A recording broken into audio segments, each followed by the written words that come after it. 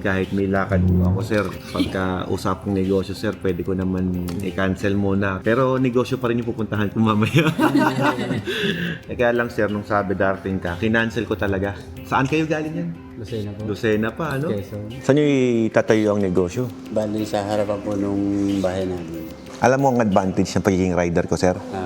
Hindi ako nagiging bulag sa sistema sa labas. Kapag ka you're in the comfort zone, hindi ka maalis, nandiyan ka lang, hindi mo alam nangyayari sa paligid mo. Pero kung ikaw, gala ka, laman ka ng kalsada, sir.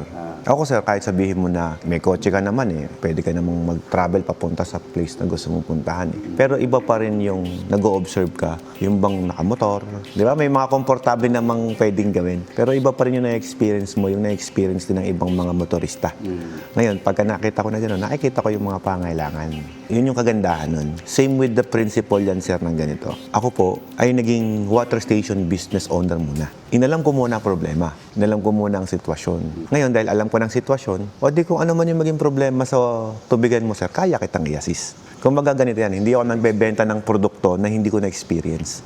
Experience ko muna. Para nang sa ganun, kung may problema yung negosyo mo, kayang-kaya kitang matulungan. Yun ang kagandahan nun. Hindi yung kaya ko naman magnegosyo ng basta negosyo lang. Tayo ko lang. Mag-invest lang ako. Kaya lang, ang disadvantage nun, sir, dahil wala akong knowledge about how the business will run, hindi kita matutulungan. Nari, tanong ka sa akin, sir, paano pagka ganito yung sinasabi ng customer ko? Wala akong masasabi sa'yo. Bahala ka dyan. Sa ako, nabentahan na kita. Pangit, di ba? Which is, doon nangyayari yung failure ng ibang negosyante.